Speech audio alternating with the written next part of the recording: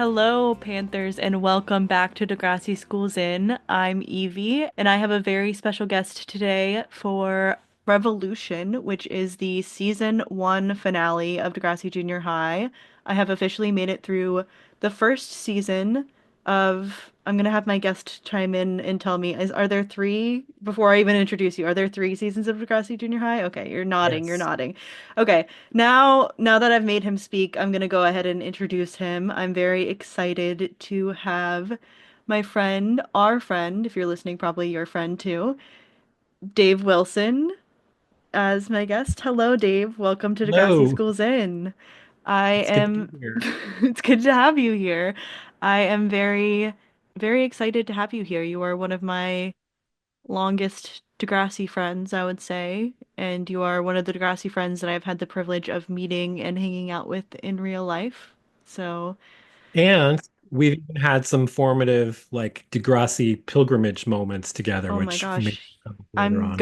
I'm gonna make you talk about some of those later. We'll start with some general Degrassi chat questions that will include making you tell some stories and maybe show some pictures for the audience. I think you showed me that you had a couple printed photos ready, so I might ask you to show those. But yes, hello, welcome, Dave. I am so No. excited to have you here. I met you. I will give a little bit of background. Dave and I met through am I gonna get this right? The Degrassi Kid Discord book club?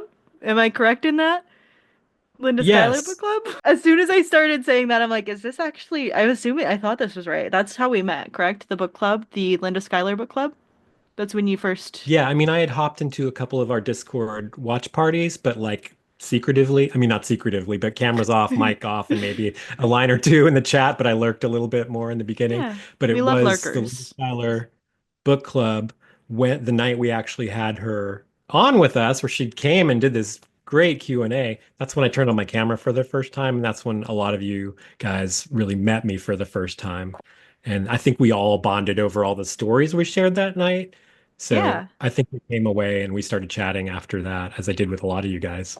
Yeah, I'm so glad that you felt comfortable to join in a more outward way because yeah, we love the lurkers for like people who are in the Discord and for people who are on TikTok and all of that. Like we love those people who just chime in every once in a while and just watch like don't feel like you're any less of the community if you are doing that because like everybody comes in their own time and I feel like those big moments like the Linda Schuyler night and the Stephen Stone night, for example, are really those moments where people come out of their shell a little bit more and we get to see more. So I'm always excited for the next one of those because I feel like that's when we got to meet you there. Yeah, as soon as I started telling that story, I started doubting myself. I'm like, is No, that how it happened? that was cameras on for the first time, and now Yeah, I've been there ever since.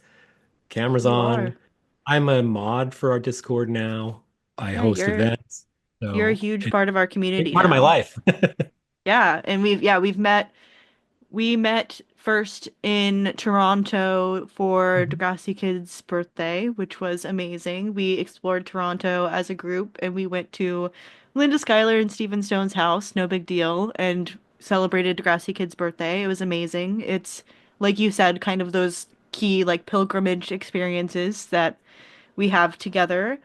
And we also went to another little event this past year. We met up. Do you want to talk a little bit about our Tennessee adventures? Yeah, we went to Smoky Mountain Fan Fest, or Yeah.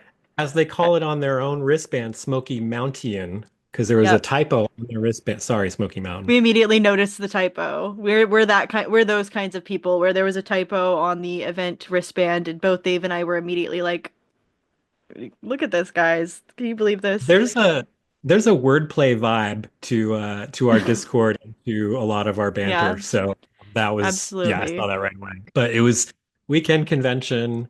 Pat Mastriani, Shane Kippel, Melissa McIntyre. It was amazing. They were awesome, and we got to hang out and meet them all for the first time. That was our first time Yeah. meeting any of them. It was amazing. And it was, yeah, a really cool fan fest as well. You got to experience some Doctor Who stuff.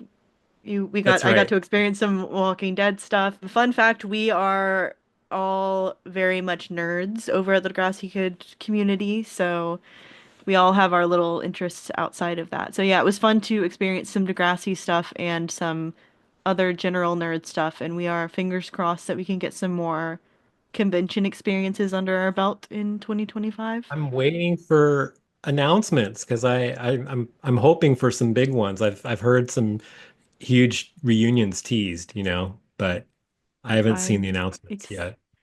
I would So, absolutely love that. Yeah, we had a great time at Smoky Mountain Fan Fest, and I'm hoping that we get more meetups in the future. Dave has the most meetups of all of the Degrassi Kid Discord do communities. Somehow you yeah, have, I think you just because have the I've met ability to a couple travel of people more. here in Texas. I'm in Austin, Texas. I have been out to LA. I've met some folks. Yeah, You're yeah, all over the world. I'm Yeah. the one. We know that you got into the community in the past like 2 years or so, but when did you start getting into Degrassi? What was your first introduction to Degrassi? Well, let's go back in time Yeah. to around 1987 Yeah. when the show premiered, because that was my introduction to Degrassi. And it's the show yet your podcast is about, Degrassi I Junior High. know. And I Yes. saw it from the beginning. I don't I remember it being announced. I don't know. I was a nerd, a PBS nerd, I guess, because they also showed Doctor Who.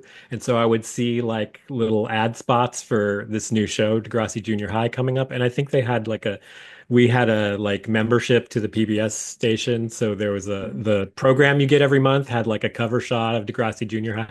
I don't know. I just turned it on and tried it and got hooked Yeah. immediately. So it would be like, and I don't remember what time of day it ran or anything like that, but in my mind, it was something I would watch after school when I got home. So my introduction to Degrassi was all of that, Spike and Snake and Joey Jeremiah and Stephanie K and all the folks we're going to be talking about today. And then this doesn't happen often, probably in fandoms. It all kind of went dormant for years. Like I watched probably all of Degrassi Junior High. I did not watch Degrassi High back then. It was actually not until a little less than 10 years ago, maybe, that I discovered that my wife, my second wife, who I just married, was also a Degrassi fan, and she had seen like more of it than I had, and like made me aware of, oh wait, didn't you ever see Degrassi High? And I was like, what are you talking about? She's like, it's the same characters from Degrassi Junior High. Yeah. Don't so then we started watching that, and then she kept teasing Degrassi The Next Generation. And she's like, no, we need to watch that actually. Let's get through Degrassi High. So then we started watching that. And then that became this thing. I know I've talked about this on other podcasts and stuff like that. Not But everybody's heard it. It's a great my story. teen, my 16-year-old trans non-binary teen, like walked into the room one night when we were probably at the very beginning of TNG, and like they got sucked in. And then throughout the pandemic, this was in lockdown where, they couldn't go to school anymore. We were all stuck at home, and it became like our nightly ritual to watch like all of Degrassi TNG together as me, my wife, and my younger kid. And it was awesome. And that's really the thing that like lit up my excitement and my passion for the show. And then it led me straight to looking for the people to follow on Twitter and starting to be interested in what are the actors up to, and getting cameos for my kid's Sweet 16 birthday from Annie Clark and Jordan Todesey. And then I found you guys somehow, and you can't get rid of me now. So I'm so glad that you did find us. We are so glad that you have joined this community and been part of it. I think that is you are such a good example of the power of like Degrassi touching several generate like the way that you were able to bond with your kid over it and how it reignited your love for the show and it reignited your passion for the show just to me shows like just the magic of the show continuing for so long and yeah, I don't know. I don't even feel like I can properly put it into yeah. words because you can just it's just so like really encapsulates the values of Degrassi and the power of Degrassi. Well, it was the right thing at the right time, not just for me, but for my family. And like my kid was really going through coming out for the first time and exploring being transgender and Yeah. how does their mom react to that? How do I react to that? For them, I remember they're the ones who got excited about TNG and watched a little bit ahead and came over one evening and was like, there's a trans kid on the show. He's coming soon. I think his name is Adam. We have to hurry up and get there. I really want to see this. And so it was so meaningful. I'm gonna like tear up or something, but I mean No, to yeah. be able to watch Adam's storyline with my kid while they're going through the exact same stuff was amazing. And it was also that terrible blackout year of being in lockdown. So the Degrassi kids were like our friends. I mean, these kids on TV, Yeah. it was like my kids' classmates during that year, and just being able to live all of these seasons together was really special. So strange circumstances, but again, the right thing at the right time. The funny thing is now is I'm the super fan. Like my love of the Yeah. show has like exploded way beyond my wife's fandom, my kids' fandom. I mean, it's not like they're over it or anything, but I am like now really hooked into the fandom in a way that I wasn't a year and a half ago. I mean, I was just kind of getting my feet wet, and now it's like this show is part of my life like every day. Yeah, it's a huge part of your life. The executive producer knows who you are. Like you've been inside like that you are a part of the legacy of this show. And oh, that sounds dramatic, but like, in a way you are. Like you were part of the Walk of Fame I can't testimonies. believe Like it you was are, insane. I'm just hyping you up because it's true. Like you are really, it makes sense that it is so impactful in your life. Obviously, it was finding my way to Degrassi Kid and Jocelyn. I mean, they threw all these opportunities my way. I don't know, we just clicked in that way. And they're like, Linda, Skylar, and Steven Stone are going to be in your hometown, and they're up for getting coffee with any of any of our Yeah. Discord members who are there. You want to go? I was like, uh-huh. So Yeah. me and two others had a 2 hour brunch with Linda and Steven that they picked up the tab on, by the way. Amazing. Linda likes lattes. Linda likes Sorry. lattes. Um, No, that's one of my favorite things when I have those types of experiences is sharing those little details, like the fact that Tom Melissa's got an iced matcha when that we got coffee.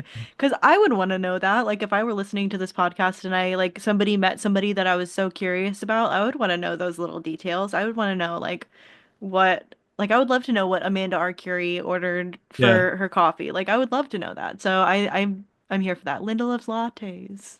Linda I loves love lattes. that. Stephen had sparkling water, and then we all What took a tons of pictures. And Linda was like directing the photo shoot. Like she's like, we have to stand over there in the light, okay? Let's put our hands out.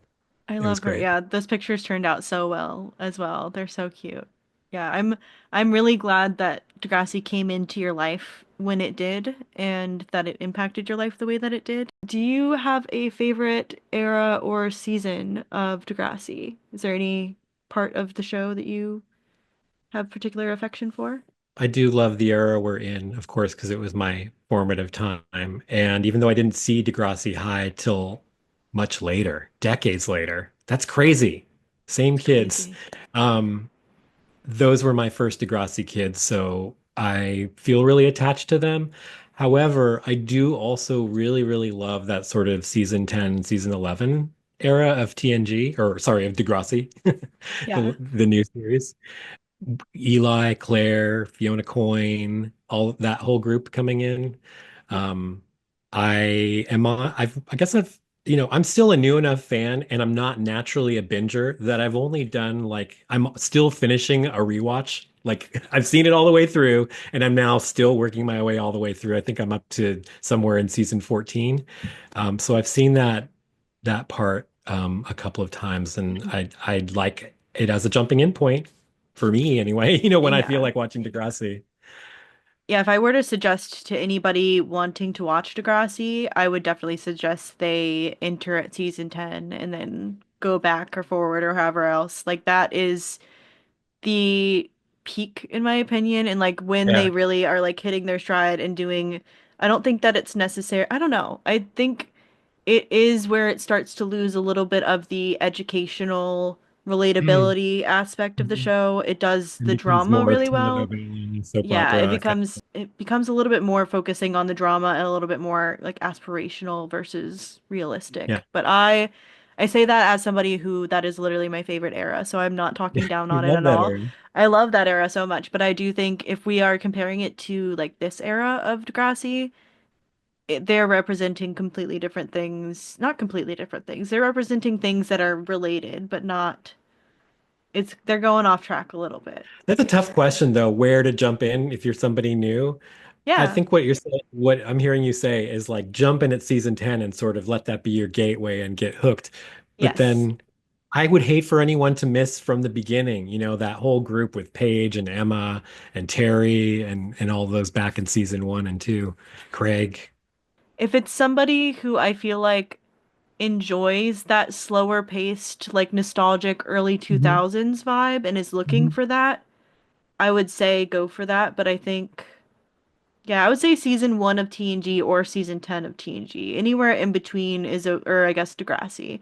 I say TNG too, but I guess it's Degrassi at that point. Season one or season 10 are really good jumping off points depending on what you're going into the show for. Yeah, I can't give you a definitive answer on that question because I see No. benefits to either one. But yeah, I think if you just want to get sucked in right away, probably season 10 is where I'd land. I would agree. Yeah, that's if you're really just wanting a good teen drama, then that is the way to go, I think. I have a few more general questions for you, but I Yeah, of also want to maybe dip into the episode that we are talking about as well, course. because we are talking about the season finale of season one of Degrassi Junior High, which I think is crazy that I'm here. I started this journey over a year ago, and I'm finally done with the first season, which feels like a very big accomplishment for me. Very happy, very Let me excited for just say season two. something is Absolutely. we talked a little bit when you were going to launch this show. So I am Yeah. so proud of you that here we are like a Thank year you. later and you've done this whole season. You've had on Yeah. real Degrassi actors as your guests.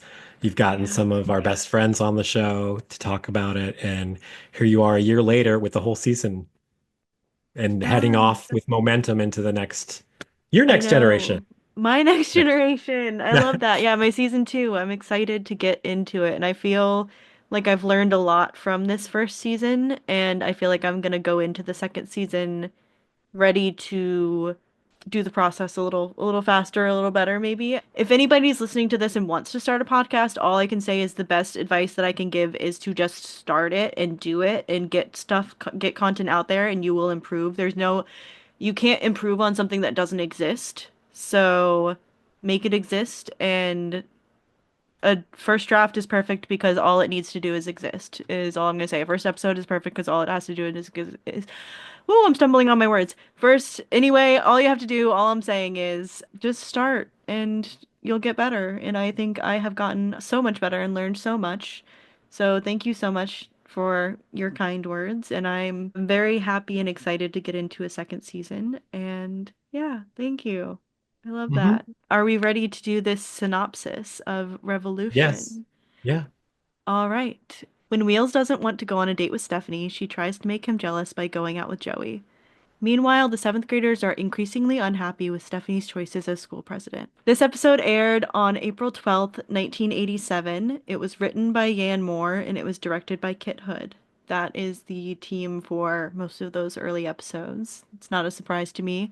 This is season one finale. I wasn't really sure what to expect going into this episode. I knew that this episode was called Revolution, and I went into this whole season expecting it to kind of end in this way, not in this specific way, Mhm. but I thought the revolution was going to be against Stephanie K's presidency. And Mhm. then I was just to like kind of peek into my thoughts on this episode. I was confused going into this episode because I was like, I guess my guess was wrong because they really haven't planted that seed very well throughout the season of like people being upset with Stephanie and wanting to overthrow her. I was expecting it to be my view of it was honestly Stephanie's gonna get elected, and then my thought, honestly, my prediction was that Lucy was gonna take over for some reason. Wow. That was the I vibe love that I was hearing expecting. your hot takes Yeah, on what you think is going to I happen. fully and yeah, Degrassi Kid heard that too, and they were like, "Oh, that would have been so much better." I thought, yeah, I thought my prediction because I knew this whole season that the final episode was called Revolution, like I said. So I Mhm. was my telegraphing was like, "Oh, people are going to be upset throughout the season."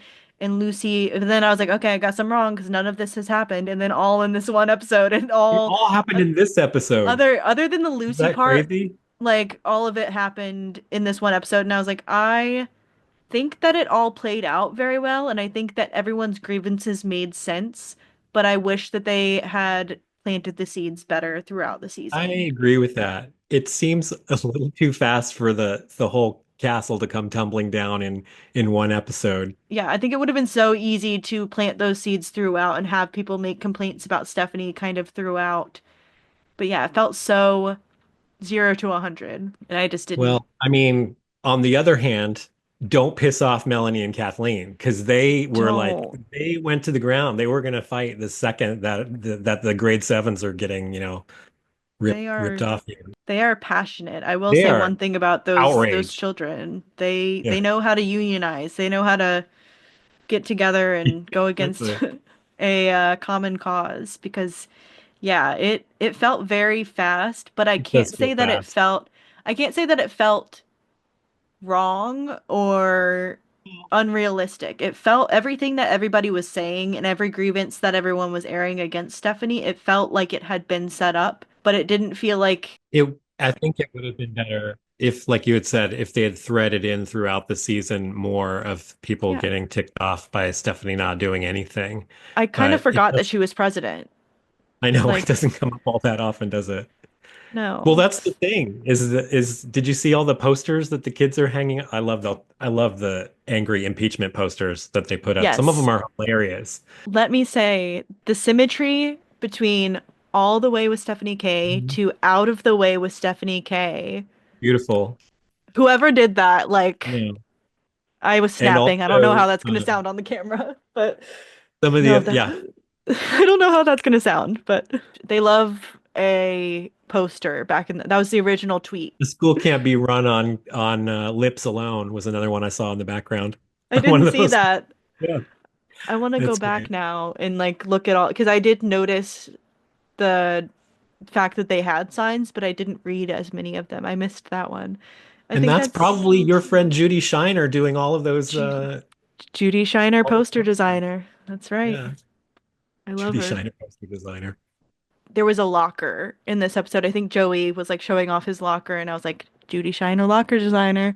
I'm always interested in that stuff because I was a teen in 1987. So like I'm like, Yeah, oh, who do they have up in their locker and stuff like that. And I'm noticing like a poster in the background of the girls' room. I'm like, oh, why is there a poster from the comic strip Bloom County on the wall behind them? that's fascinating. Because, yeah, in the like season 10 through next class era that we were talking about earlier, there are a lot of little moments of like Easter eggs of posters in people's lockers. Like Lola has a 5 Seconds of Summer poster in her locker, and I'm like, oh my Oh, gosh, that's cool. so of that era.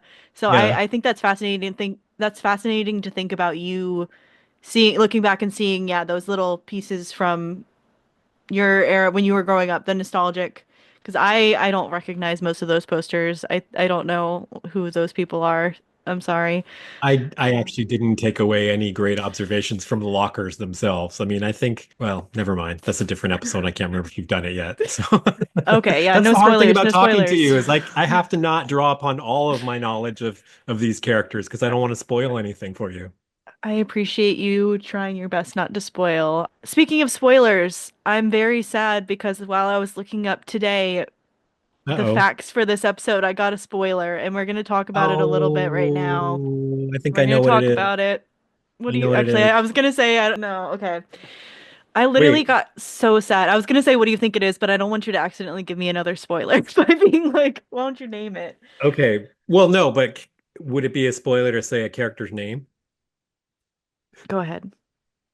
I don't know if I should. Go ahead. Does it have to be Bula? Yes. Okay, that's exactly what I thought you were going to. I'm Actually, so I'm going to let you fill in the sad. blank. I'm not going to say.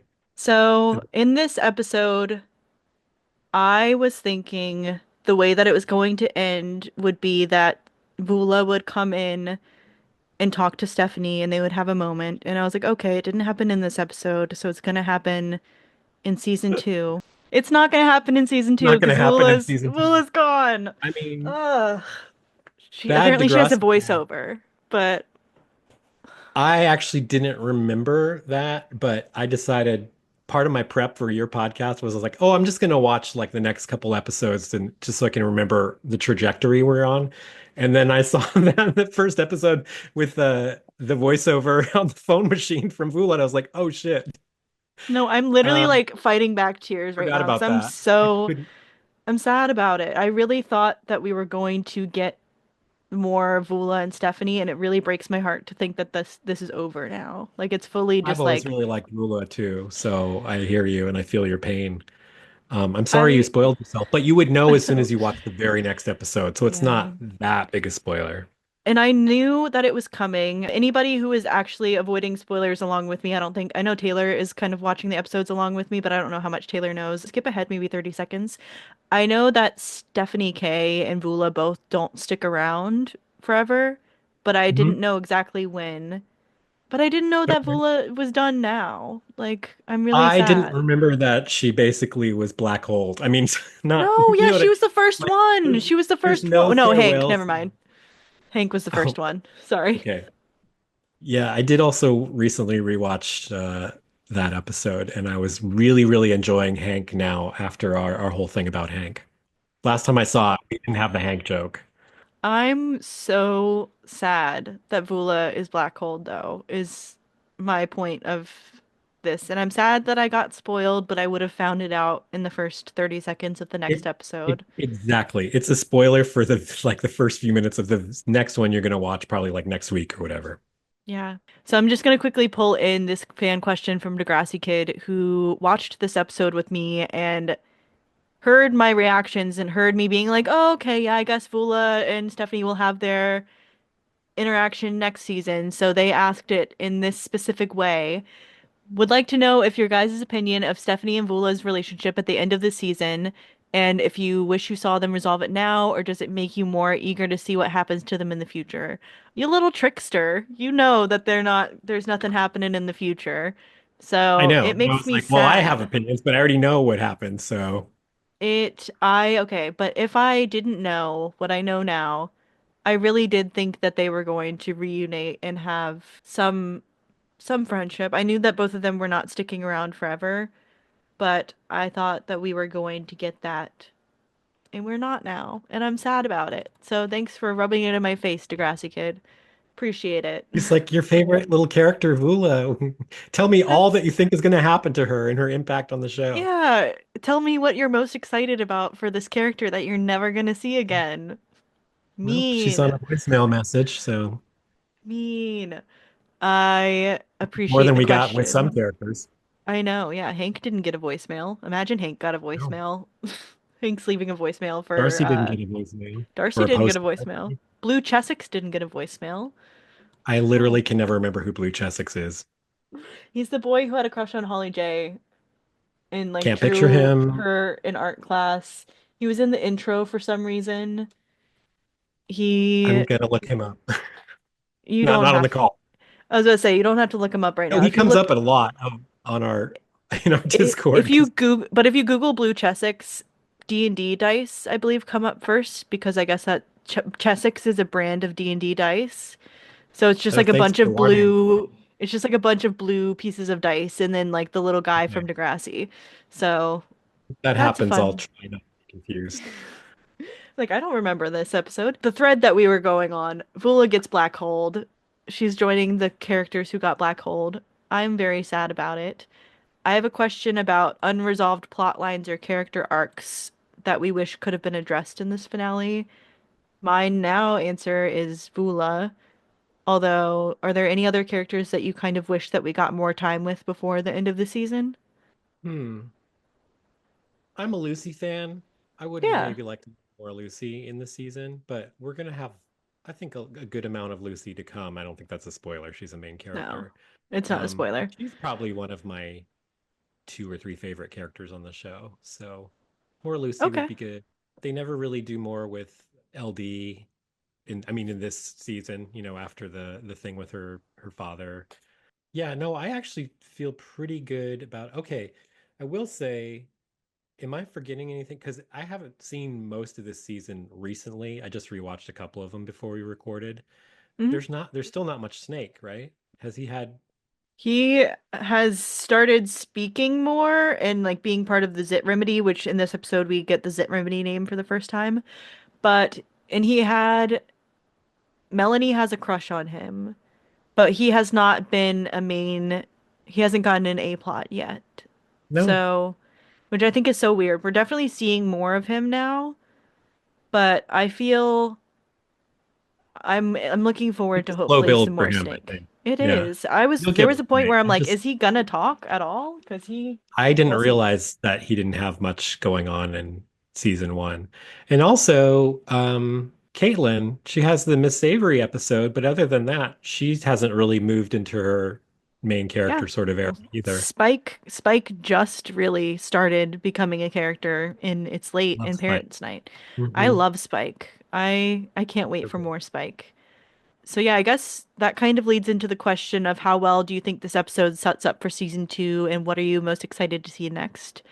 You have to be careful with the spoilers. I'm kind of talking about this in theoretically, kind of like Yeah, hypothetically, I guess is more the word I'm yeah. talking about. But Based on the knowledge that we have just from yes, this based on season. the knowledge that we have right now, without going Wait to into see what you what know. happens with Snake's Snake.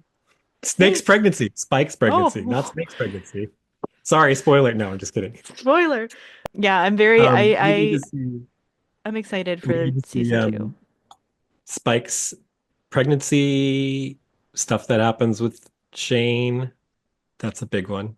That's like the big unresolved thing that is now a huge movement forward into the whole series and on into Degrassi High and all the Yeah. way into DNG.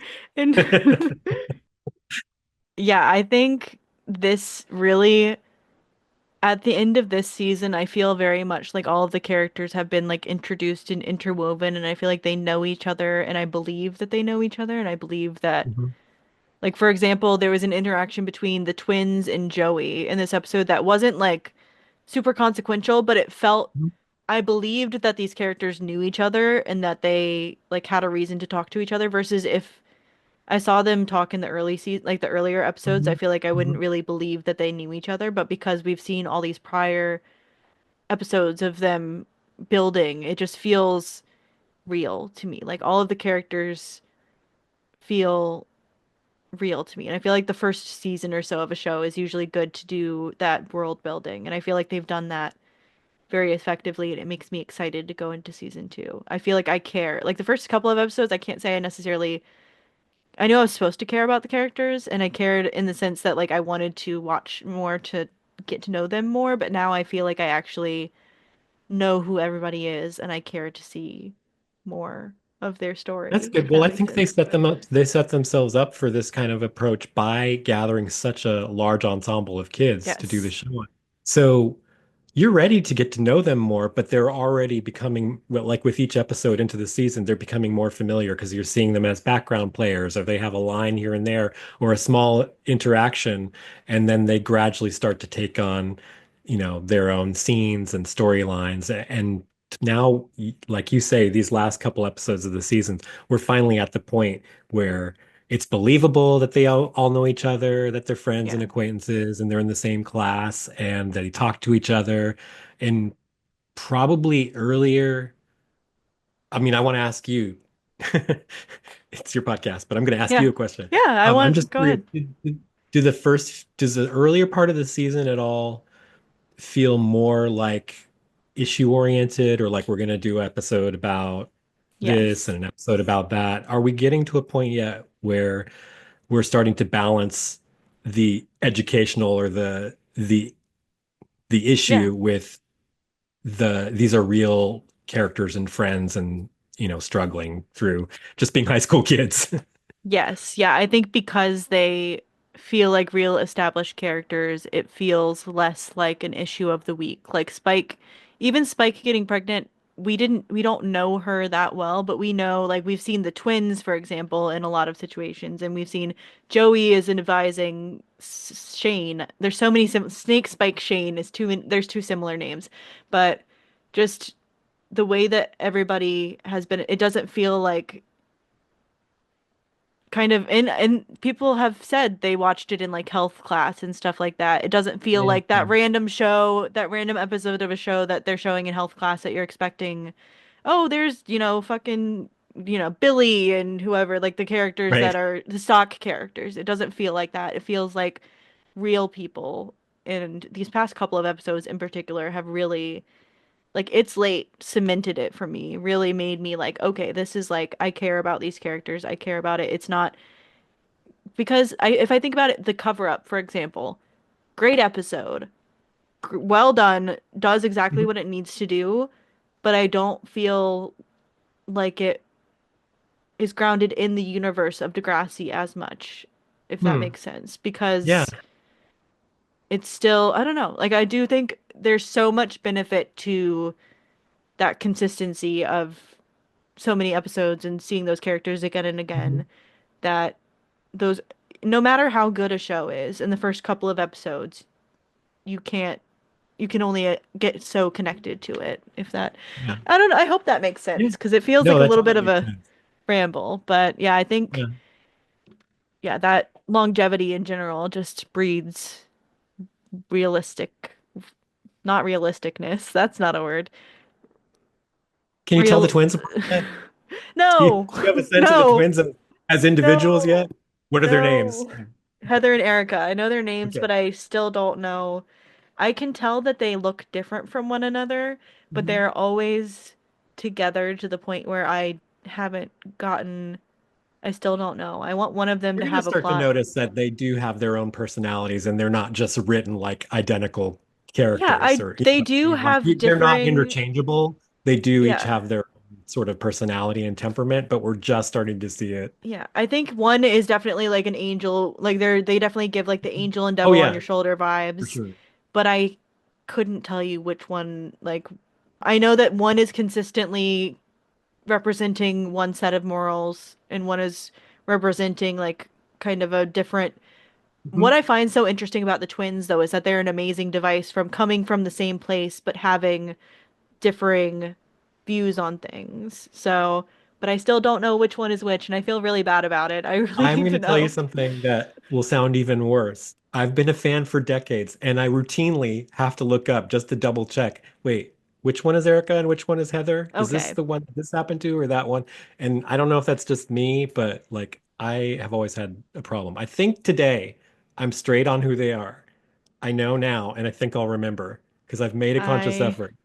But I want to make a conscious effort to know because I do, especially when you ask me that question, I'm like, oh no, I don't. And I hadn't even thought about like, yeah, you're right, I don't. And I really should because they are definitely different characters and they definitely like in this episode they had different inputs and different reactions to what Stephanie was doing to Wheels and Joey.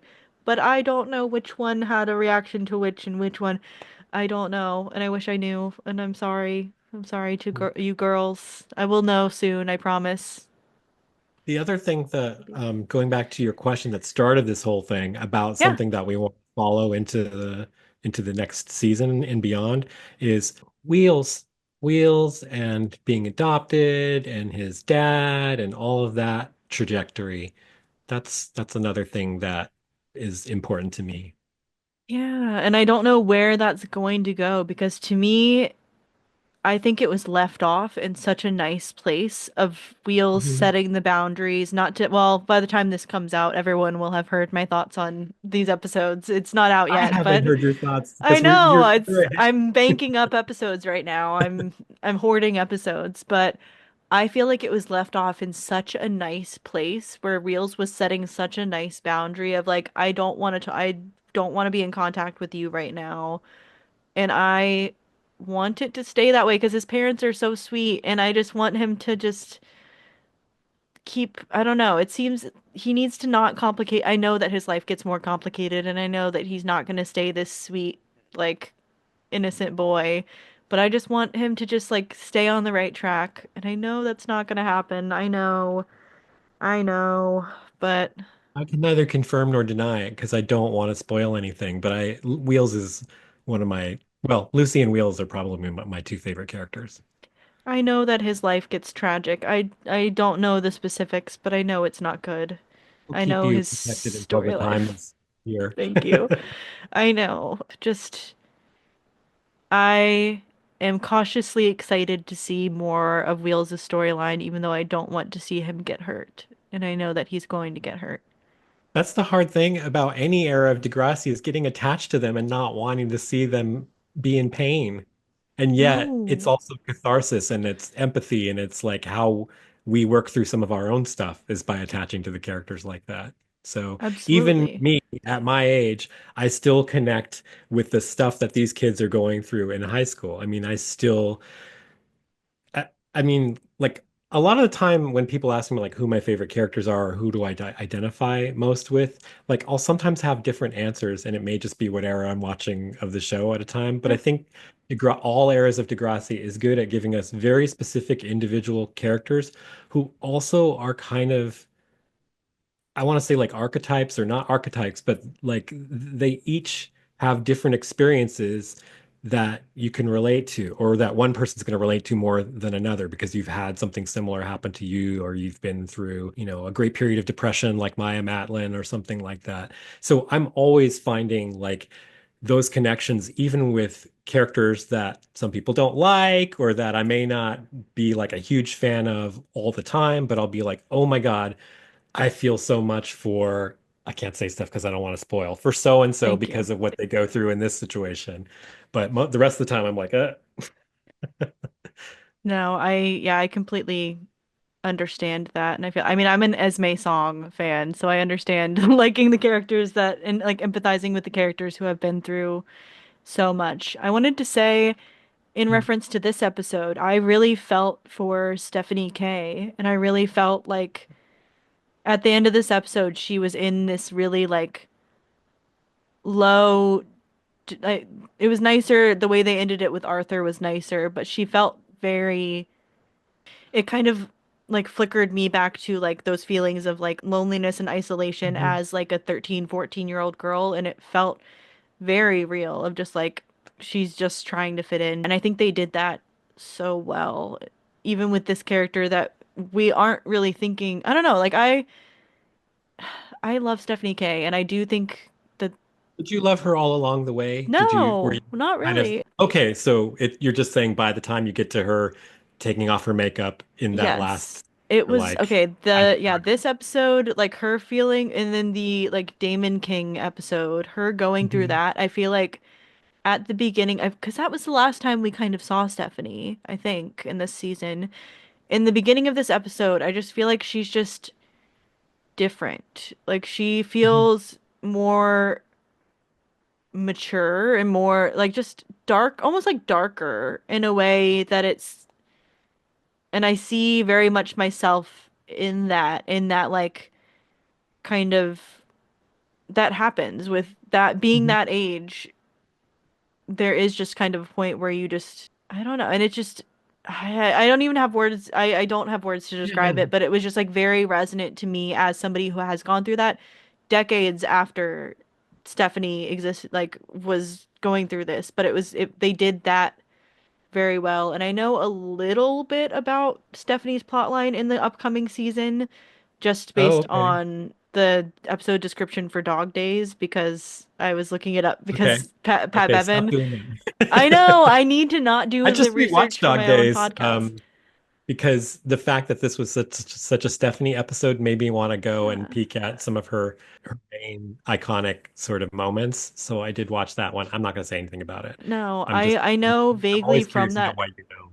Yeah, from that episode description, I know a little bit that they get into Stephanie's mental health, and I felt very much the seeds of that being planted here, and it felt Mhm. very effective. It felt very real, and it made me very excited to get into that. But then again, I hate knowing the spoilers. I hate knowing that Stephanie's not going to be here for long.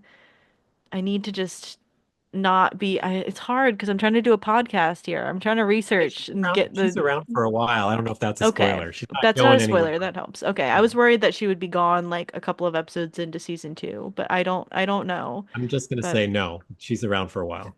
okay. But yeah, I know a little bit that she has some sort of mental health, like Hmm. depression of some sort, and I felt that in this episode, and it felt very real as somebody who has experienced that personally. So I'm excited to see that in this upcoming season.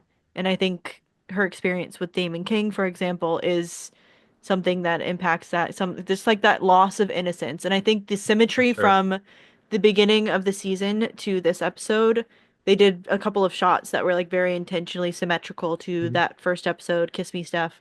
And I think that was so good and so powerful. I just wish that they had planted those seeds throughout the season a little bit better. I Yeah. wish that it had been To paced, get us but I here. think it was, yeah, I think it was so impressive and so effective when it got there, but I just wish that we had gotten more of the actual Yeah. process. Because I feel like all the pieces were there, but It's so devastating though, isn't it? When she's all alone at the end, like, and you've got the, I, yeah, I so was I holding was my like, breath waiting for where's her Bula to home? come in, and she didn't. Yeah, no, she did not.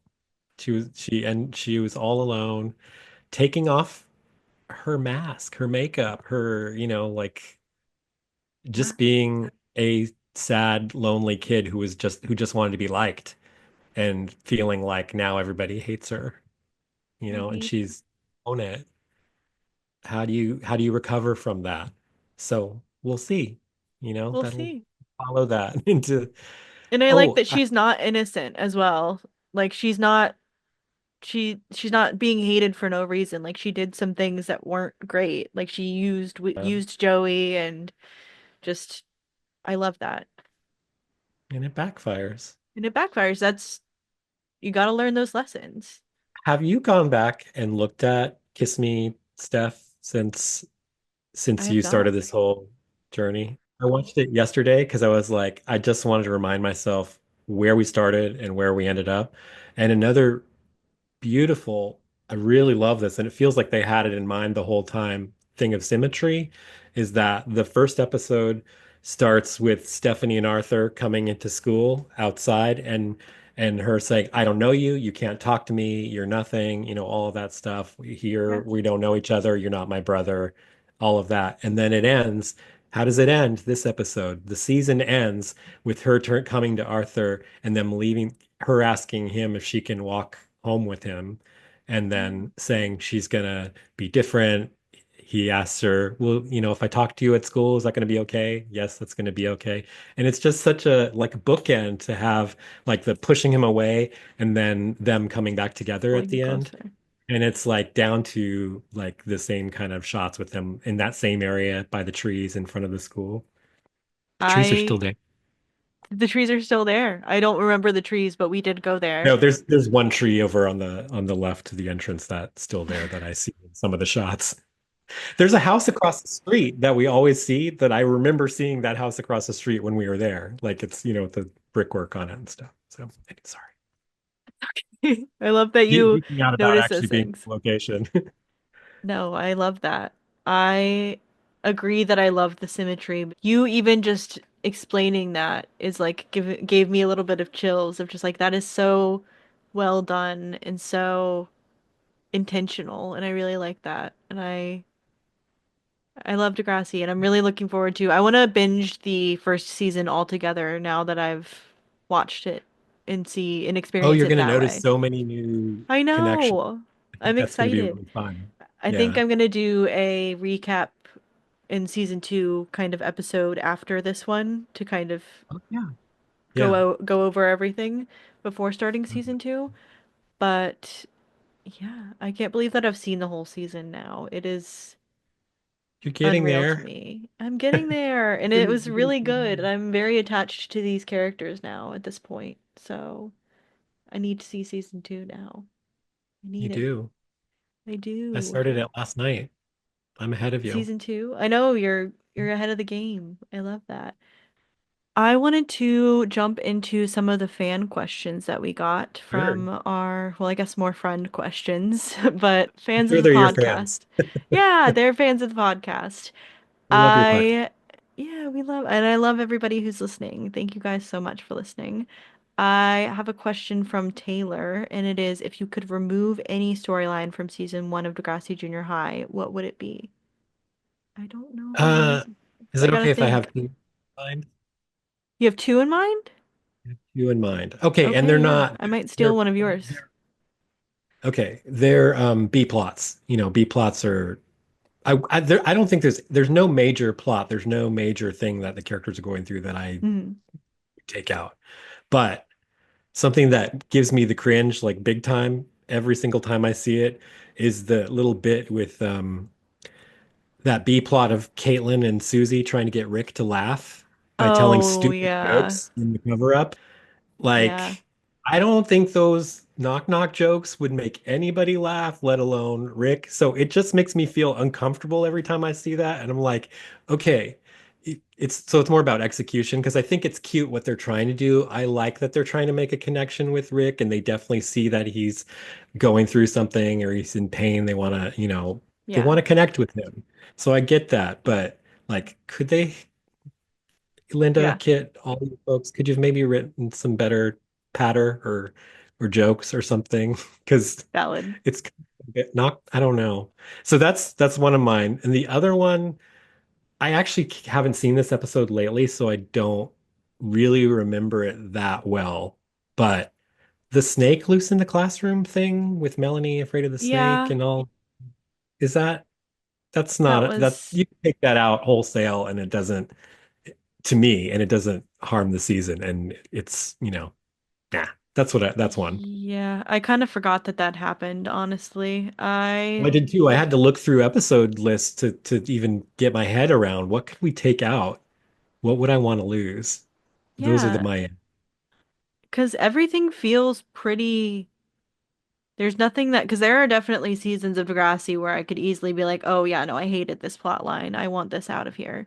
But I feel like nothing was offensive in this plot. I do think, yeah, there were some unnecessary things, but there's I always going to might second be the snake insane thing. plot B things. Although I wouldn't want to take that out because I really liked the moment where when the snake was loose, Joey comes in and goes up to Snake and like grabs Snake's shirt or something. It's Yeah. like, I found him, I got him, I got him. So I think that was worth it, if only for It's that true. plot line. That was It's cute. true. Or that moment. I think that was cute. Also, I would never, ever, ever, ever be able to lose any Arthur and Yick shtick of any kind. Like their Yeah. little shenanigans and adventures. Give me a whole show. You know, I love Adventures Arthur of and Yick. Arthur and Yick are so cute. I love They it. are the Look perfect like little Muppets. They like still look like Muppets. they're They're little. little. Also, they also give me Snoopy and Woodstock vibes, just because Yick sometimes has the little like hair lick thing up That's or whatever. so cute. But I'm they're just obsessed with they're so cute. I think they Yeah, are like the perfect little comic relief and kind of like balance for the more serious plot lines. the walkie-talkies, all that. Yeah, Arthur is literally the cutest. They're both so adorable. They are so little, and I'm so scared to see them grow up. They Every both bit of this is just me being like, no, I don't want these children to go through anything. They're they babies. both look so much younger than everybody else to me, especially Yick. I could not believe that Arthur and Yick were like the same age as Melanie and Kathleen because I'm like they're babies. Did you see the look that Stephanie K gives Yick when he comes up to the locker to ask about the sports rep thing? I did Like not when know. he just walks up and starts talking, she gives the most withering look, looking him up and down, and she looks so like, "Why are you talking to me?" Why is this It's amazing. child talking to me? Who are you? That's And then when he tries to bring up the sports rep thing, she's like, "I don't have time. Let's talk about it next term. Next term. Not even yeah. like tomorrow or later. Like I'm not gonna deal with you until next year." I So have no intention of even like pretending to deal with this anytime soon. Yeah. Yeah, she's not the best president, but I feel bad for her. I don't necessarily think I was gonna say I would probably be on the side of people not wanting her to be president, honestly.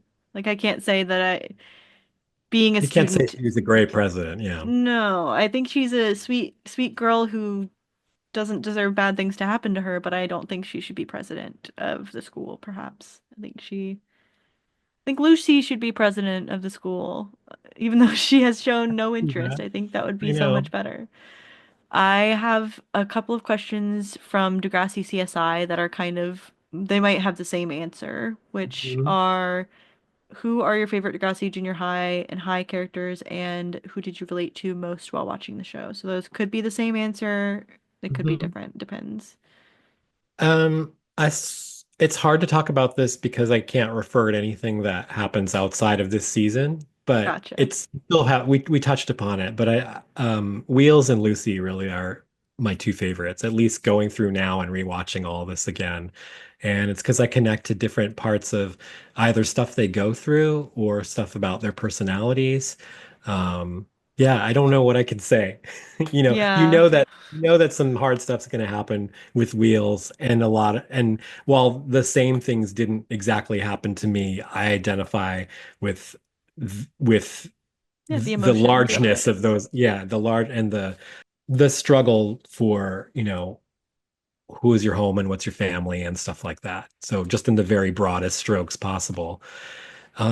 Lucy, I just really love her personality. I love how creative she is. I love her feminist kind of thing. We're going to see most of this play out later, but yeah, I can't spoil anything. But I know, those are that's the hard those are thing my about two. these Yeah, because I would questions. refer to stuff in Degrassi High, you're not going to get there for a little while. Well, So everybody come have listening me pretty back on much, then. We'll talk yeah, about Lucy. everyone listening pretty much knows what you're talking about. So But you don't I necessarily. don't. You know some things that you're not I supposed know to know. some things. I know. I wish I could wipe it from my memory. I try my best to not retain anything that I hear, but being in a Degrassi community, it's a little hard to not get spoiled on Degrassi stuff. Fun fact, surprise. Who knew? Um, I have a few questions from James. I'm gonna kind of rapid fire some of these. Do you think that Melanie and Yick should have actually dated?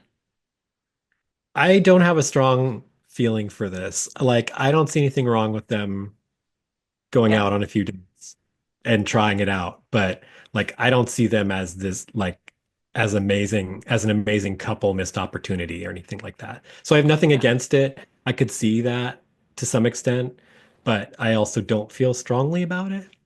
If I had to draw a parallel to the next generation, I feel like it's kind of like if like Emma and Toby went on a date. I'd be like, yeah, that's kind of cute, but like I don't think they need to be together Yeah. long term. Like it'd be cute because like Toby had a crush on Emma and it'd be sweet to see it happen. I do Uh-huh. think Yick and Melanie are sweet together, but yeah, I'm not like dying. I think it's cute to see Snake and Melanie together. I think I prefer them a little bit more. Uh-huh. But I agree. I always forget how shy little Yick is in he's a like in this baby. season. Like he's such a little, like I said, he's a I little, they're little guys. everybody It's very talks louder than nostalgic. him. Melanie is even more outgoing and stuff than I remembered. In my head, I think of her and Kathleen as, I don't know.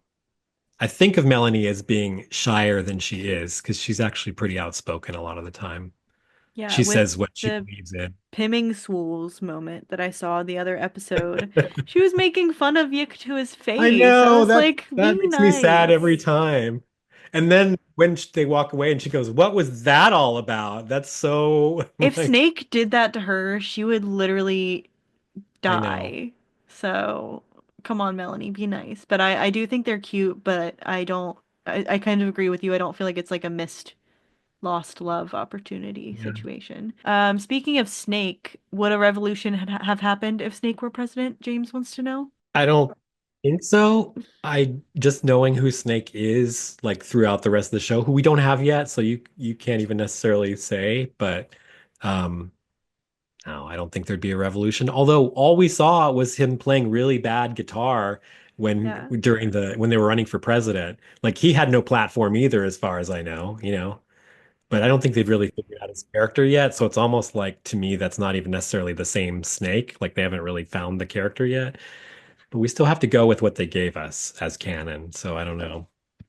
I think based on what we know about Snake, no, I think he would have just kind of been passive and not really have much happen. He would have just have a chill presidency versus Yeah, he's chill. He's relatively serious most of the time. He's not a goofball like Joey, so I yeah, think he probably would have been fine, you know.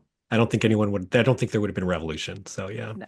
I don't think so either. I literally forgot that he had ran for president until this question because it hadn't been brought up since the first episode. But it's a nice little reminder that Snake did indeed run for president. We had a little representation of librarians in this I'm a episode. librarian. We didn't mention Yeah, that. do you remember that? Did that stick out to you? James wanted to know, what did you think of that little small representation of librarians? I I don't think it was remember. a shh. I think the twins got What shushed in the scene was that in? library. Oh, yeah, no, well, so yeah, I mean, I'm not going to get on my soapbox too much. I'm a librarian. I'm an academic librarian. I do public service in the reference desk, and I do have to sometimes, well, I have to, protect the atmosphere. However, I've never been a shusher. I don't like the way that librarians are depicted in media. I have never once been an old woman with glasses on a chain and a bun and, shushing people in a cardigan sweater or anything like that. I don't know if that's what they gave us, but that's what we usually get. And so I'm Team Giles from Buffy all the way. And that's the kind of librarian I want to be, fighting the dark forces and actually being, a pretty kind person. So not really crazy about the librarian cliches. Yeah, I'm sorry that they didn't represent you accurately. Yeah, I do believe it I'm used was to it. that sort of stereotype of like shh, pretty much is. I never thought about how demeaning that must be as a librarian to not feel accurately represented in the media. I know I don't feel seen. Yeah, you don't feel seen. You feel I mean, even shushed. Giles is, not it's not really helping any students. He's just guarding like witchcraft books and stuff. So, That's Buffy, right? yes. Yeah. Like, okay. Yeah. Um, Sorry, I thought I said Buffy when I first I went on think my you rant. did. I think you did. James also pointed out that Lucy is wearing a Kansas sweater. Any headcanons for that? Do you have any idea? I'm gonna say she was representing Taylor, Oh, who also haha, lives that's in that's a Kansas. better answer because my answer was going to be just a pretty much like, okay, someone in her family went to Kansas University, so Well, if you I had an remember, idea. our friend Shane, who's from Australia, had a whole thing about the Mhm. Australian jersey that Wheels wore. I I'm know, I wondering love why that. Yeah. Taylor from Kansas didn't feel the same way about this Kansas sweater. Well, Do you not feel represented, Taylor? Like what the hell? Why didn't you I don't call know. this At out? least James is out, looking after your interests here, I bringing it up. know. For real, I was expecting this question to come from Taylor, but I guess Taylor doesn't care I don't that Kansas was I don't have represented. a brain that can make up a backstory for Lucy that involves Kansas other than like her aunt or something, or maybe, one of her Well, parents her went. family moved around because she used to live in New York, right? So Oh, I didn't remember that. I think so. Yeah, Bad because she fan. Yeah. bad fan. No, because I think there was a time when in the episode where they went over to her house and they were drinking. She says Hmm. something about like, "Oh, our house in Manhattan was so much better," Oh, or okay. something It's like been a while that. since I've seen it. So maybe she used to live in Kansas. That's my headcanon. Or this Well, is just if a if they it's my li head used to live Kansas. there, your head. Okay, I'm just gonna let it end with that. You get the last word. Head Okay, Kansas. head Kansas. One more question from James. Do you think that Stephanie's last second evolution to quote be myself next year will stick? So do you think she's gonna No. stick with So this is a Oh question for. no, I guess it's for me. I Yeah, I didn't mean, think I've about that. seen the show. I think she will be changed from this past season. I don't think that she's going to be the same kind of putting herself out there and trying to get male attention, sort of Stephanie K. But I don't know what being myself means necessarily for Stephanie K. So I'm Okay, those are curious to really good see. things. Yeah. Thank you. Yeah, I think that's. That's my answer for that of just I think she will be different. And I guess that would be more authentic. She's not going to be putting on a facade in the same way. So I Mhm. guess I would say she's going to be herself, but I don't know what that means. And We don't know what that is. I'm excited to see what that means. And I think this is a good culmination of her story, and I'm curious to see kind of where Yeah, it goes what's the next. aftermath? What are the consequences? Who is she? Yeah. Yeah. Who is Stephanie K? I Especially want to since I told know. you she's not going to disappear by episode 2 and be on the Yeah. voicemail message. I was curious how much I would need to invest in her development because now I'm like, well, Vula's gone, so I'm still upset about You that can stay invested in Stephanie. Yeah, for a little longer. it's safe. Okay. Yeah. I love that. I feel like we are pretty much wrapped up on the Revolution discussion unless you had any other thoughts or notes or questions I about the just don't episode. want it to necessarily go unremarked. You mentioned it a little bit, but Yeah. this is the first episode with that delightful song, Everybody Wants Something. Everybody wants something. Yeah. It Yeah, this is the first one. I had to, I mean, you already said, oh, this is the first one where they're called the Zit Remedy, which is, yeah, the last yeah. episode we saw, they have like 10 different terrible names that they're trying to argue over. Yeah. And then Joey by and the this Jet one, they're the Sets. Zit Remedy, and they even have those little sweatshirts, the yellow, like the I wheels and snake have want, the as soon yellow as I one. saw that, I'm like, I want to make that for the next convention that I go to. I want to have a little Zit Remedy shirt Yeah, because that would be fun. Ooh, if there were three of us in a group, we could be Wheels Zit and Joey. Remedy. Yeah. You would have to Um, be Snake because you're tall. yeah. So this is the birth of that iconic song that comes up to this day. I mean, he's still singing the damn song in TNG. It's his The glory damn days. song. It is, yeah, Um, and that's all I've known. I've talked about this in earlier episodes a little bit of my perspective of Everybody Wants Something was just kind of like older adults living out their glory yeah. days and remembering it. So now I'm seeing the glory days. This is it. And you're gonna be so damn sick of that song. I'm already sick of It it. I comes up love it, all but the time. All the time. because they only have like one song, right? They don't branch It's funny out. because they mention is it in this episode where they say, "Well, we only have two songs," but I don't remember ever hearing another song, so maybe I'm just forgetting. I've heard people consistently say that they only have one song, so I'm I know believing there's that they more only have one song. verses to Everybody Wants Something than we usually hear, and I don't remember when we do finally hear more. Maybe it's well, I can't say, although you probably know. Oh, I have a Um, question for you yeah. that we didn't talk about. What's your take on Raditch, like slapstick Raditch in this episode with There losing the test and all that? What's that? he was losing his mind. Like he was so That's stressed out. But there was one really funny. I had to rewind it and watch it again because when he comes back into the classroom all flustered, he yeah, still does that beat of taking Joey's hat off and it I was noticed so that too. funny. He grabbed I it. He's loved like it. so flustered and so, but he's still just He like still it's does like it. yeah, it's like he can't even help it. He just no words, just takes the hat off and I thought that was so funny. What did I miss something? Was it implied that Joey stole the test? Did I miss that? I don't, I didn't, Okay. I I was didn't get confused where that. the test went. I didn't remember. I thought it was going to come up that somebody had taken it, but I don't remember that That being was addressed. okay. It just seemed like, I don't know why I it's was lost. kind of confused where the test went, and I was thinking Yeah. that it was going to be revealed that somebody had stolen the test, and then I didn't Yeah. ever see that happen. And so I did feel a little bit confused by that kind of not paying off, but he was Yeah. Normally you would have that be stressed. a whole plot where somebody's like stolen the test or, Yeah, not. I thought it would have been like Joey stealing the test, but then I was like, did I miss? That's why I asked you because I'm like, did I miss a beat of If you Joey missed it, I stealing the missed it test? too. I didn't catch No, it. I think that was not a thing, but I'm just like, he was so, yeah, so stressed and The so first time, I flustered. don't know if you caught this, but you should look at it at some point. The first time he runs out of the classroom when he first realizes he doesn't have the test and he's like scrambling. When he runs out of the classroom, he like slides. That's I funny. didn't see that. Yeah, he was It was a good bit. I was like, you probably planned that, huh? But you guys worked that out with Kit that you'd slide out of the classroom. slide. He was so, yeah, he was playing it up, that flusteredness, and he was very believable. Yeah, that was a very interesting little side plot that I almost forgot about, that the test was late and Well, because it's all about Stephanie K. yeah, It's all about That's Stephanie the getting ready. emotional heart of this episode. That's the impact of this episode is Stephanie getting her comeuppance, her little house of cards falling. Yeah, and it definitely fell.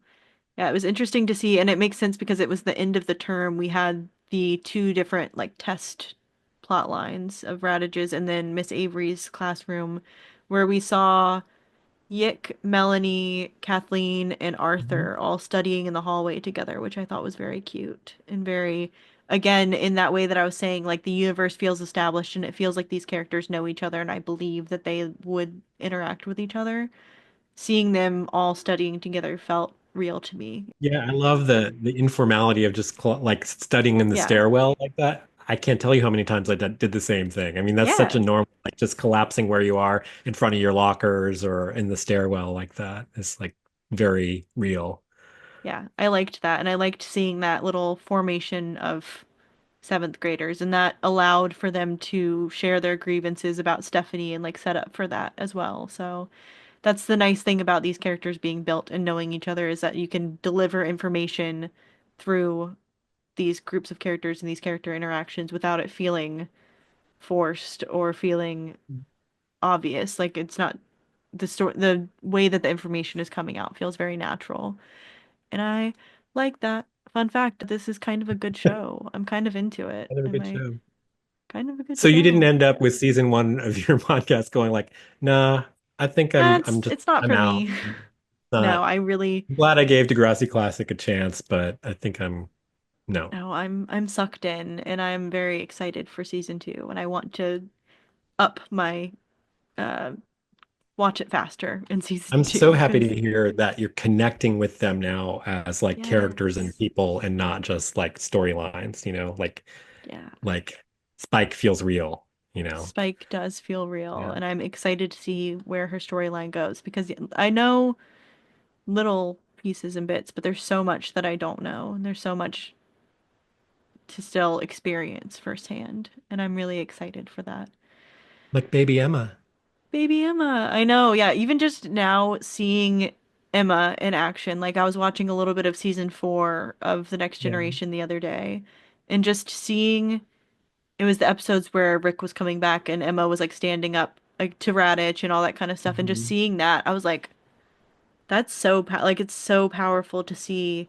And I haven't even seen all of Spike's storyline. I haven't seen Emma like getting born or anything like, but it Mhm. just already adds this extra layer of meaning to the show. Just having the history. And I described it in my It's Late episode as sort of like being able to go back in time and like see your parents or like see your friends' Mhm. parents, where it's not just an origin story where they're saying, "Oh, what would happen if this?" It's literally like this is the actual like canon history of Mhm.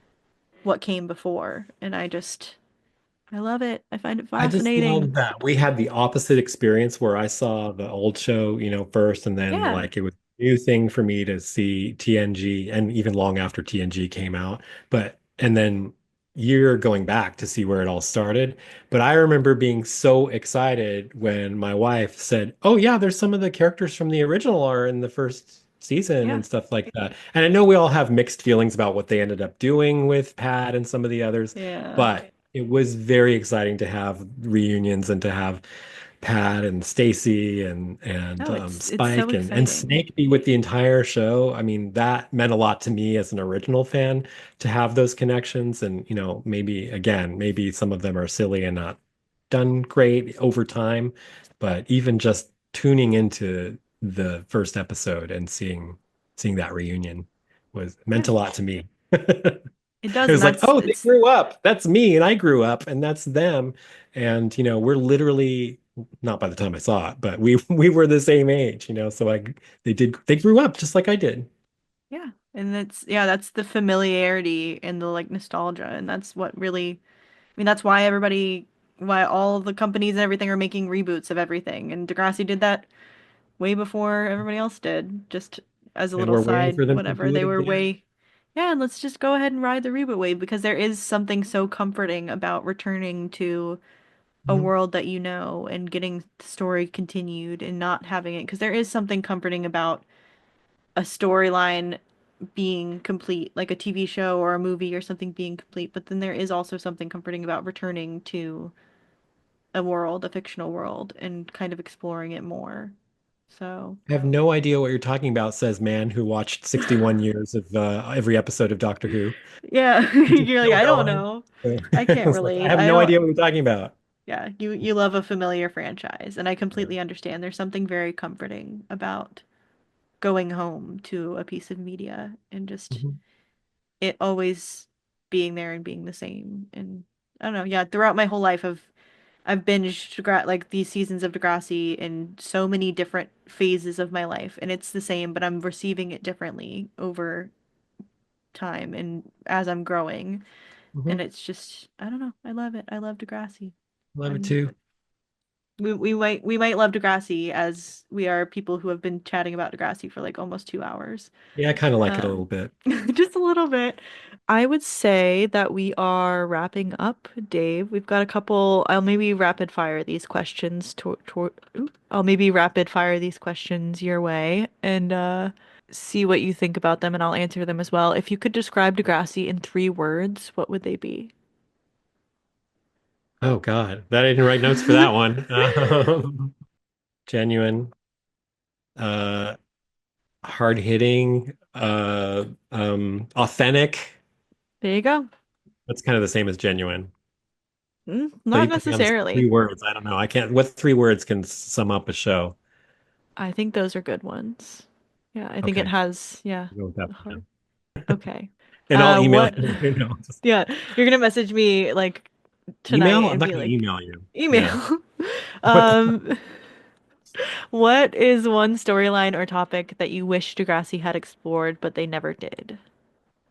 Well, sometimes I wish they did things more or in a different way. So they did start on the pathway of Yael's non-binary identity, and I just would have liked to see more of their story. Yeah, So, I mean, they did it, but I needed more in the same way that you need more Esme's song. yeah, Um, I would like to have seen a better storyline about a neurodivergent student, a different one than Connor being autistic. I still think in some ways there are things that feel like stereotypes to me that they did with that character. And yeah, I would love to actually see that kind of a story play out with an AFAB kid, because I think it's hard to diagnose, much harder to diagnose, and there's a lot more masking going on. I just think yeah, it would be interesting to have somebody learning and discovering that there's a reason they feel wired differently or that they can't quite like get socialized in the same way or that maybe they have sensory issues. And this is because one of my kids is autistic. So yeah. actually, two of my kids are autistic. Um, so I forgot we just got another diagnosis a couple of weeks ago. So I don't know. I just would like to see more than that because I wasn't always. I know that my kid wasn't that happy with the portrayal of Connor, Yeah. and certainly when you get to things like the stealing the underwear and stuff like that, where they're like, this is not helping and this is not representative and it's just weird. So I agree with that. I agree. But Yeah. a story that they didn't do anything with that would make me feel more seen is maybe something where a parent is struggling with mental illness or something like that, and it becomes a situation where um, the kid is trying to keep anybody from finding out, but also their home life is unstable, and Mhm. how this impacts their life, their friendships, and stuff like that. I feel like they were kind of starting to broach that with the Imogen storyline with her Oh, dad. And yes, then yeah, I I like hate that. that they dropped that because they Yeah. really were bringing up something interesting with that. And then it just sort of was swept to the side and Mhm. wasn't dealt with anymore. But So I think, at different points you'll have like maybe an alcoholic parent or you'll have some things like yeah, that, which it's a different issue that the kid feels is the family secret and the thing that's like devastating that they have to go home to. But for me, this one would be a me story that too. I Yeah. would have that would have been validating or comforting, I guess, because my life was like that when I was a teen. So Yeah. Dave would have liked that storyline. Regarding Degrassi covering COVID and COVID, the Mhm. pandemic, that is one aspect that I feel like would have been really important is the kids who Mhm. used school as an escape and who were able to hide from their home life and go somewhere else. And now they have no separation and they have no ability to, if there's chaos going on in the home and they need to be on a Zoom call for class, then there's no hiding that. There's no escape. There's There's no no safe space. separation. Sometimes school is the safe place, right? Then there's no way out if you're in a difficult family or home life situation or something that's unstable or just toxic. Yeah. Exactly. So yeah, I Yeah, that's think really good. I like that idea a lot. yeah, Yeah. I think I that think would have that a been lot of people would something. identify with that. Yeah, and I think that storyline that you brought up as well would have been really interesting. And I feel like, yeah, we got little bits and pieces of like, yeah, Ellie having an alcoholic mother and trying to think of more, like Sean kind of had issues with his parents that he moved away from. But it would have been nice to be in that household a little bit more and like seeing the day-to-day struggle of, yeah, like trying to keep this secret and keep this separate. And Degrassi, come back. We've got some ideas Come for back you. and put Um, Evie in the writer's room, please. yeah, put me in there. You I'll have do stories to anything. tell, I've got and you stories can to plug tell. it right into all the lore that you have in your head already. I I know everything. I could be a little built-in Bible. I would be able to help you guys with anything you need. You are a fan of a lot of other different properties and TV shows and stuff like that. If you could cross Degrassi over with any other TV show, which one would you choose? I feel like Degrassi is That's not much of a crossover show, so it's hard to say. no, I can't. And the other shows that I'm like a super fan of are like science fiction and stuff like that. So what the hell You don't want a would you get Buffy Degrassi of episode? Degrassi with the TARDIS landing in the playground or playground? Playground. Degrassi Elementary? No, we're Ah, not doing that. Where did why did that word pop into my got head? playground and email. We're No. going back. How about the cafeteria? Yeah. Um, no, I think that's a terrible idea. I wouldn't cross over Degrassi with Doctor Who. I don't I don't know what I would do. You don't have to. It's a I could, not don't want to cross over Degrassi with something. I mean, yeah, no, I can't. fair. And I have one more question for you, Mhm. and it is a self-serving question of Oh, which Degrassi cast members or guests would you like to see on future episodes of Degrassi Schools In? Who do you think it would be oh, interesting for me to chat with in the future? oh my God. You get anybody you can Yeah, I mean, I would love to see Spike and Stefan Brogren, yeah, please. Oh please. my God. I Any of think them. if I Stacy, can um, if I can manifest real quickly, I would love Amanda Steptoe or Stacy or Stefan. I would all take of that anybody. core. But any of those people, here's the thing. Actually, I don't know what the answer to this is like some of these characters you love, like Vula. She's not available, right? Like she's not I have no idea. I've interviewable. never heard anything about her. Yeah.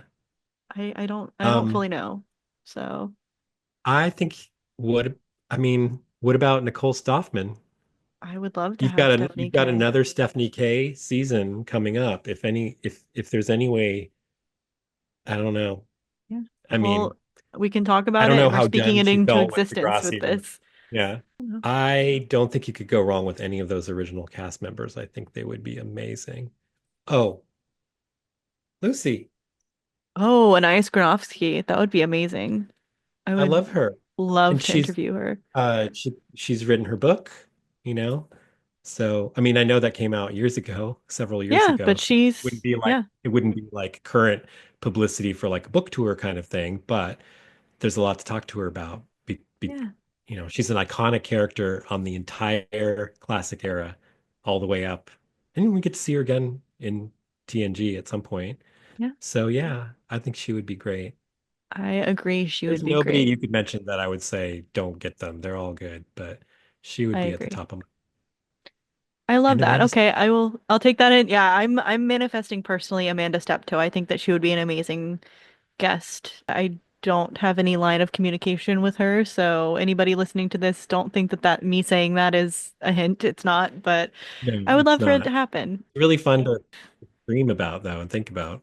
Yeah, and Manifest. exactly, I'm speaking it into existence. The conversation is in the world now. So, and yeah, I want to have some more maybe cast members, but I also want to have a bunch of friends on in the new year. So I will be having some more of our buddies on, and if anybody is interested in possibly being a guest, I will be doing proper outreach soon, but it never hurts to express interest. So, yeah.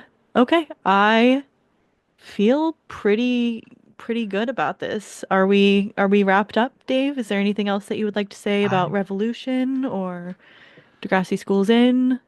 I do have a question for you. Do you Absolutely. remember when they're kicking around, they're arguing over the Zit Remedy as the name of the band again? They're kind of walking through the hall. Snake's like, "Well, I hated the name of your band anyway, and the other stuff you're talking about, eating a live goldfish on stage. I mean, never gonna do that." And Joey's like, "Oh, just think of it as sushi, man. Come on." Yeah. So, Evie, would you eat a goldfish? I wouldn't. Oh, no, I would not. I would pull a Joey and be like, I'm allergic to fish. Would not eat a live goldfish. That sounds so disgusting. If it Okay. were cooked, maybe. So this is a hamster only podcast. This is a hamster only podcast. I would eat a hamster. I wouldn't eat a live hamster though, so it makes a No. difference Okay. if it's Yeah, I live wouldn't eat versus it. prepared. I wouldn't eat a goldfish either. I just didn't know if you'd have a hot take might be interesting. I want the audience also to tell me if they would eat a goldfish. I think that's a perfect way to wrap things up. I love that. Okay. Thank you so much, Dave, for coming on Degrassi Schools In. And I've officially seen all of season one of Degrassi Junior High. I'm very proud of myself. I'm thankful to everybody who has been a part of this journey. There will probably be another episode out before season two starts, so stay tuned in my feed and follow me on social media and also follow my guest Dave on social media. I'll be putting his links down below. Is there anything that you want to plug? Dave, you have a podcast. Do you want to? I do. I have a movie podcast called, let's see if I can remember the name of my own You got podcast. this. It's Dave like a and million Jeremy's words. Dave and Jeremy's Infinite Rewind Watch Party. I think that's That's right. how slow I had to say it correctly. And I helped you Dave, come up with, or I helped you you decide did. this title. So No, you did because I shared with you a bunch of the stuff I had in consideration, and I had this Jeremy was working through the same list, and you both messaged me like within 10 minutes or something saying, I think it should be Dave and Jeremy's this. Infinite Rewind Watch Party. Yeah, So same thing. So then when it yeah. was two people who I respect as creative people in my life, one of them being the actual collaborator, I was like, yep, that's Yep. that's it. That's it. So So everybody, if you enjoyed hanging with Dave, he has a podcast of his own where he talks about movies. We are also always hanging out on the Degrassi Kid Discord. So if you're not a part of that, I have that in my link tree. Check it out. Discord. The link is also discord.gg/Degrassi Kid. So check that out if you would like a community of like-minded Degrassi friends like me and Dave. Come hang out with us. All right. Dave, are you ready to say bye to the Panthers? I'm ready to say bye to the Panthers. All right. Bye, Panthers. Panthers.